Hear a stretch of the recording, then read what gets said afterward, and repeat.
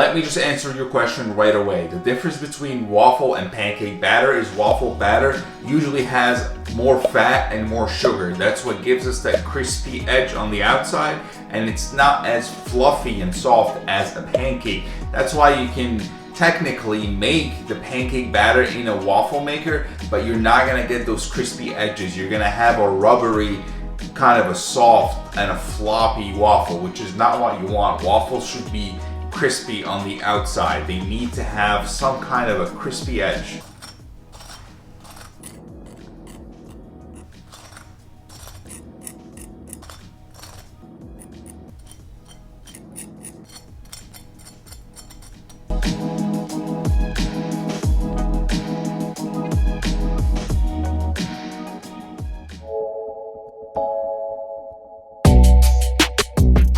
Hello everyone, welcome to my channel. If you are new, my name is Mina, culinary school grad, former professional cook, and we finally have the waffle recipe down. So before we mix the waffles, let's just talk a little bit about all these ingredients. This is a very straightforward and simple recipe. There's no weird or strange ingredients. So you need a casein and whey blend. This is 75% casein, 25% whey. I just got two kinds of protein and just mixed them together. And you also need some regular flour. Some kind of a sweetener. The one I'm using these days is the King Arthur sweetener. It's pretty dang good. Some salt, water, oil. We only need a quarter of an egg. So I broke an egg and then we're gonna weigh out a quarter of it, or you can also use liquid egg whites, not a problem. Then we're gonna use some buttermilk powder. These are buttermilk waffles, so you need buttermilk. And because we're using the buttermilk, and you might know this already if you watch the pancake video, we're gonna use baking soda, not baking powder, because this is the acidic agent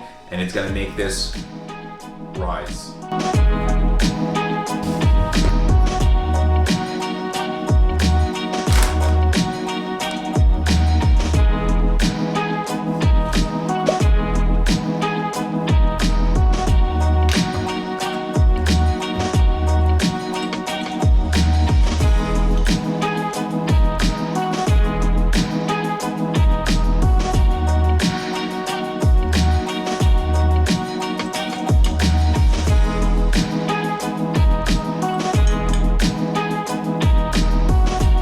If you're wondering why I didn't mix the wet ingredients together before I mixed them in with the dry ingredients, if you work quickly enough, it's not really that big of a deal.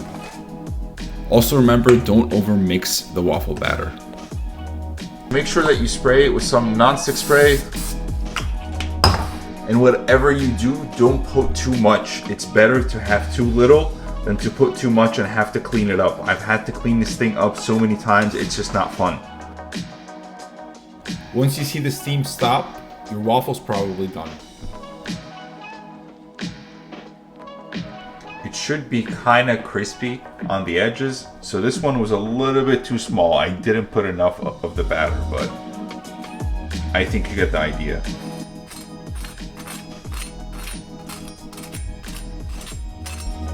Try this.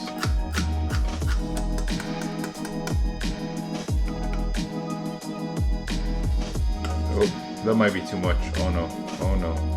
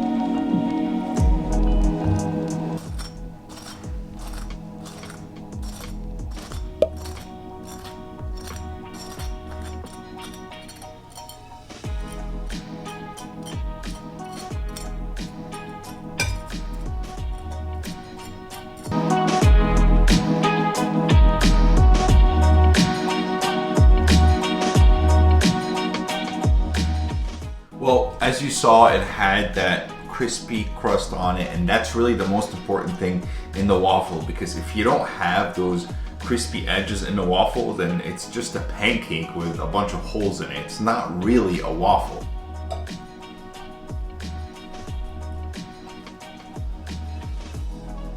kind of just been eating them like tacos almost. Just go like, you know. So for this recipe, if you make 3 waffles, each one should be just around 200 calories with 15 grams of protein. I'm okay with that. Go out there and make some waffles. Tag me on Instagram. Let me see your waffles. Go make some waffles. Go put some toppings on there, some whipped cream, some fruit, some jams, whatever. Go make them. Let me know how they are. Tag me on Instagram. And I will see you in the next video. Comment down below what you want to see as usual. You know the deal, right? You comment, I make it. So comment down below. Hope you enjoyed the video. Like it if you do. And I'll see you in the next video. Peace. So if you're still watching this video, thank you for being here for this long. And I just thought it might be interesting to show you a little bit of the development of the recipe and how far it came along and what I found out while testing, while making this recipe. So this was one of the first ones that I've ever made of this recipe. It was a long time ago. I used an all whey protein and it came out very rubbery. It was just kind of a spongy, leathery, rubbery. I'm sure you know what I'm talking about if you've baked with whey before. It just wasn't good. There was a lot of work to be done. And it was almost hollow on the inside. It almost like it didn't have any structure. It was just hollow. It was hard on the outside. It just tasted very bad. It wasn't good. And throughout all my experimenting, I found out more and more that the protein that you use, it matters so much more than I thought. So here's an example. I made the same batter using flour, 100% casein, and 100% whey. I really wanted to see how that's going to affect the consistency of the batter and what the texture is like after I cook the batter. So I mixed all these things up and they had the same ratios of everything. The only thing that changed was the type of protein. So this one is the flour. It's just the batter, looks fine. It's all good. Next one up is the whey. It's very watery. It didn't really absorb a lot of liquid. So you could see how if you were using this protein, the recipe would not really work out at the end. And then the casein absorbed a lot of the liquid and gave it a really thick consistency. Then when we cooked them, the whey, it gave me the same result as I got in the beginning. Hollow, dry, crappy. Then the casein gave me more of like a bready consistency. You can see how it pulls apart really like bread. It was okay, but I wouldn't really want to use all that for a waffle. So using these results, I came to the conclusion that I needed a 75% casein, 25% whey, and that's the one that really worked at the end. I think this might be the one.